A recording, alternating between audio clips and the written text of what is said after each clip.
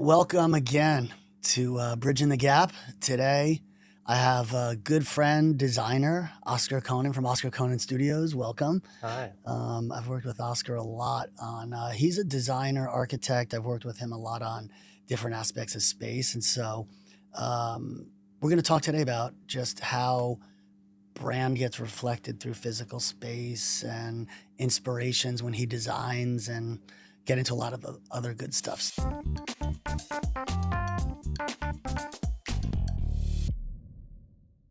So, Oskar, welcome. It's good to have you here. Nice to be on the show. Yeah. So first, well, I guess first just tell us a little bit about what it means to be an architect, designer, how you got into it, just like a tiny bit of background so we understand what that is. Well, so I guess when I studied architecture and got into it, it was just at the point where the star architects were kind of the big deal. Uh-huh. And then pretty much it all changed a little bit when the iPhone came and people started doing more photos, and somehow it changed. I always feel like it changed architecture quite a lot. How so? Because it kind of gave people the ability to share spaces in a way more immediate way. And before it was like all about like the big shape, and then all of a sudden you had all these people doing this point of view stuff. So the interior became, I don't know, I felt like the interior just had this renaissance, right? It came back because people had that unique ability to share the space in a different way, and everybody, and that changed the whole way architecture is done from the outside, now thinking more from the inside. So just to clarify that, so architects traditionally would think from the outside in. That's how I sort of was trained, very formal, and you kind of look at like the zoning stuff and how high the building is, and somehow I always felt like, well, it's sort of a theoretical exercise, and it doesn't really apply because you don't experience a building like that, right? You don't see it in a section drawing relating to other heights. You see it from the inside most of the time. Right. So that's why I then shifted gear and got way more interested in the inside. Yeah. I'm actually interested in this. Like, where does the line of architecture become interior design? Yeah, it's sort of, I think it's a gray zone, and I think people don't really, clients struggle to understand, because in a one way, obviously architects usually have a big ego and think they can design from the teaspoon to the city, everything. I don't know if that's so obvious. I mean, if you work with them, it's obvious, but I don't know if everybody knows that, but architects have big egos. So they think they can design everything, which is for some architects true. For a lot of them, it isn't, and the world's gotten so complicated. So I think the line is sort of, the problem is two agendas, the one is sort of, architecture is very much about building something, making sure it stands and doesn't fall apart and it's waterproof.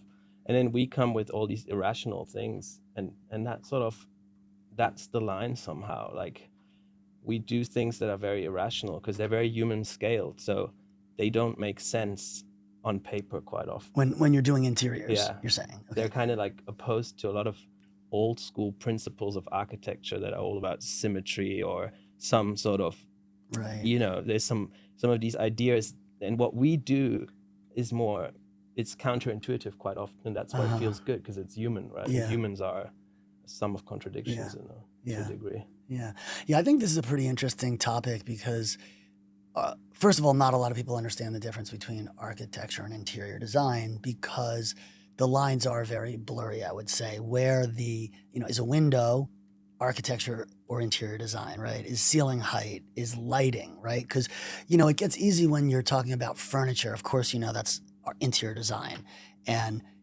exterior cladding of a building would be architecture. But for one thing, those two things blend quite a bit. And the other thing I've always thought is interesting is they're serving two pretty different purposes.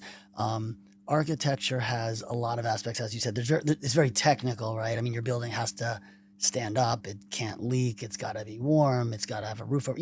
There's a lot of things. And then, as you pointed out before, design is a bit more whimsical. Yeah. There doesn't have to be as much function in there.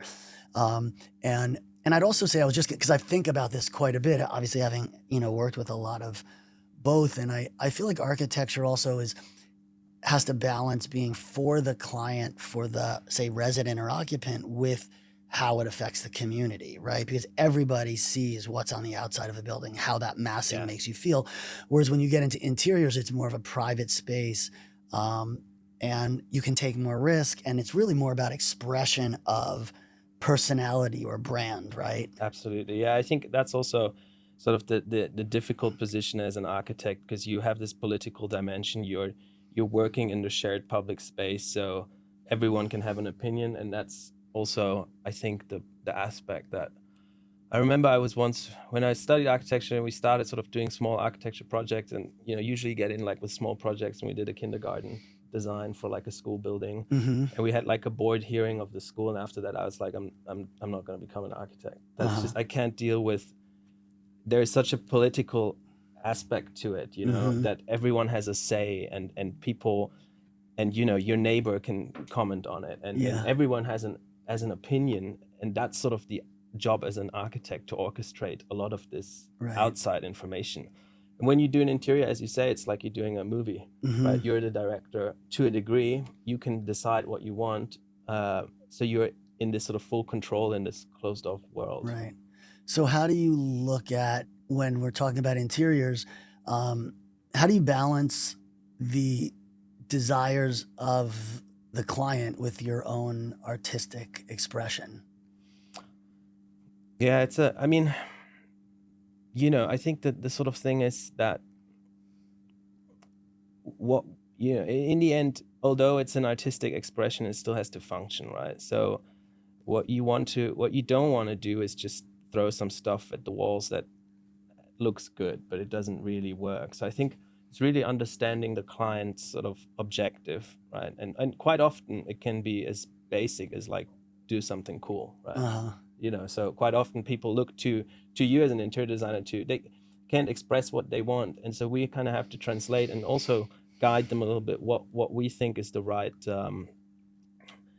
the right solution, because it is always somewhat, it shouldn't just be decorative. There's always some, we want to achieve something, whether it's like if you create a cafe, you want to make sure it works as a space and it functions well. It shouldn't just be a bunch of, you see it too many times, and that's, I think, when you realize it's a bad interior, it's just stuff that doesn't really have a sense, So we really try to do something that's purpose-driven and meaningful. What makes a bad interior?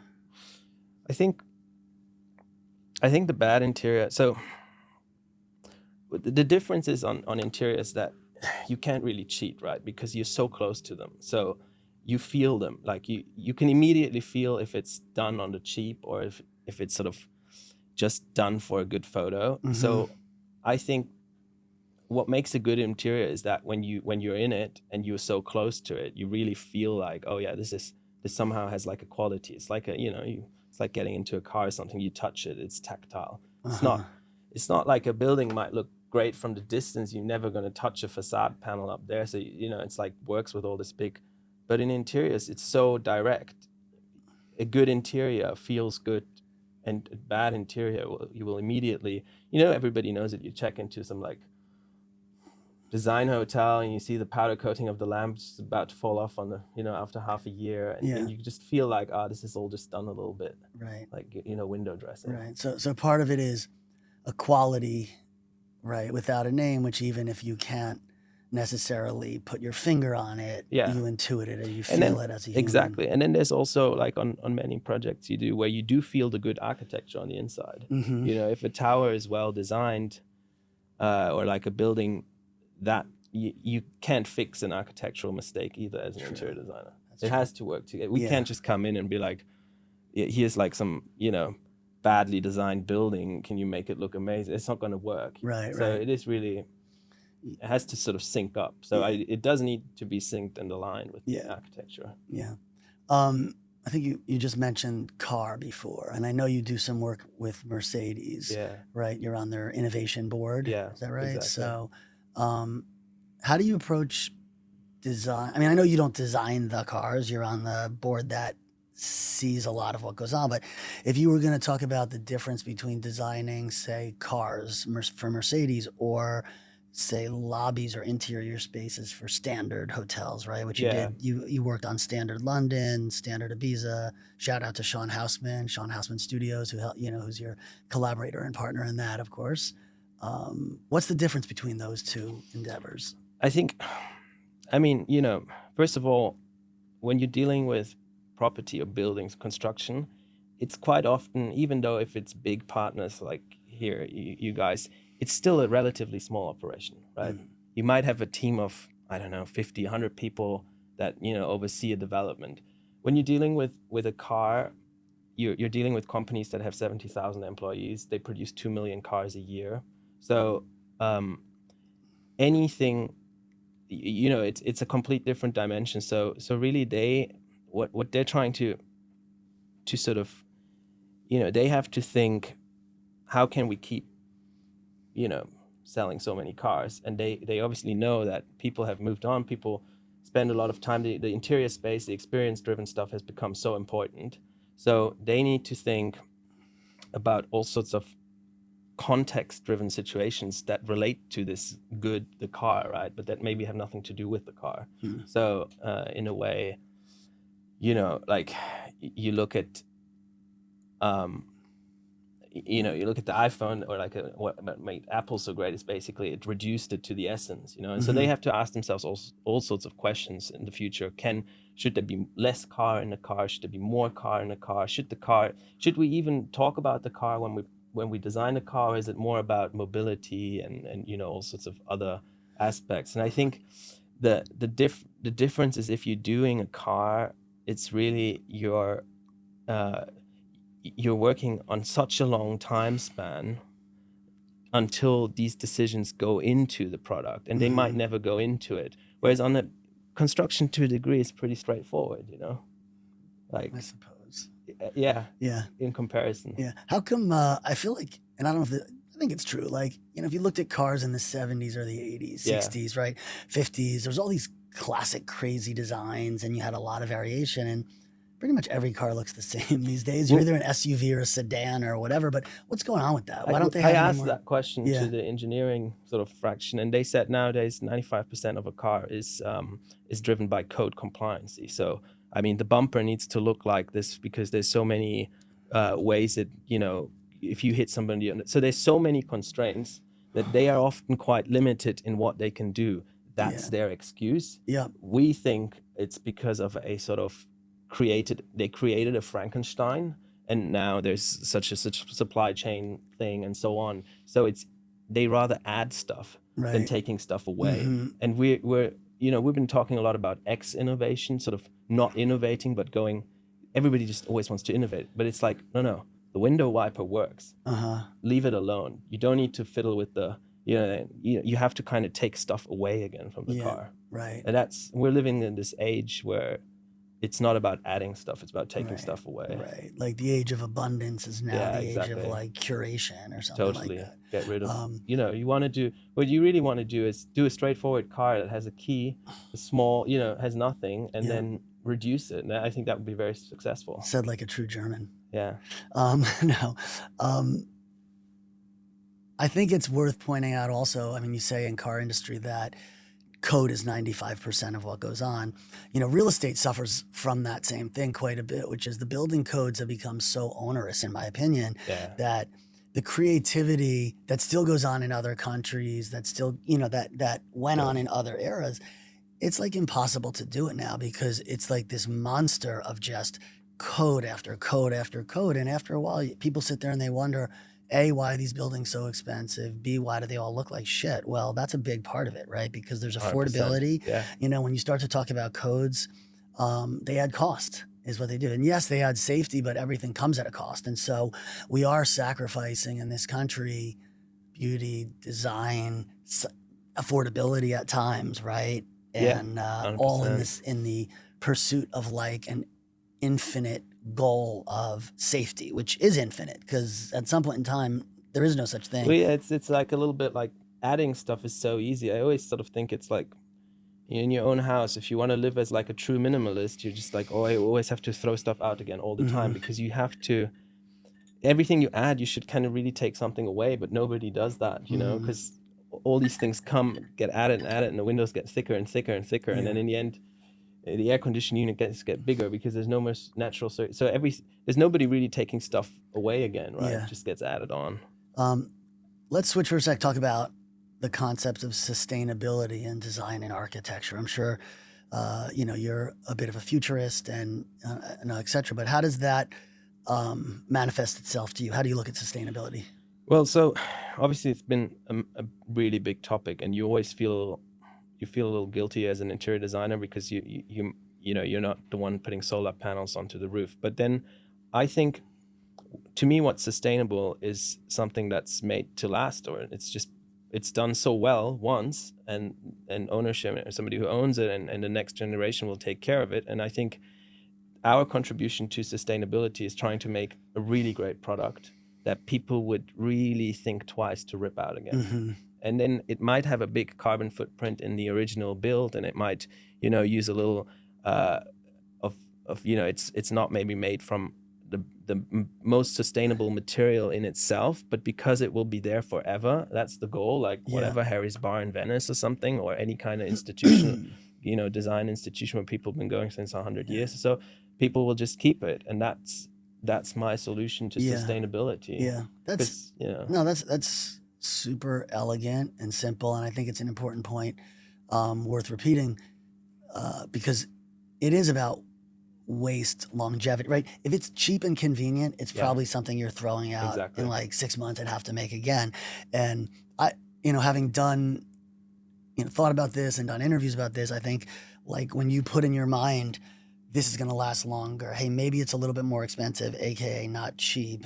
And maybe it's a little bit less convenient in certain ways, right? Maybe that, you have to go further to find it, or it's like, you don't just get it in 2 days from. You go to a vintage store, you see an amazing suit from like 30 years ago, and somebody probably bought it and was like, damn, that is really an expensive suit. And then you're like, oh, I'm going to take care of this baby. I'm not going to like. Yeah.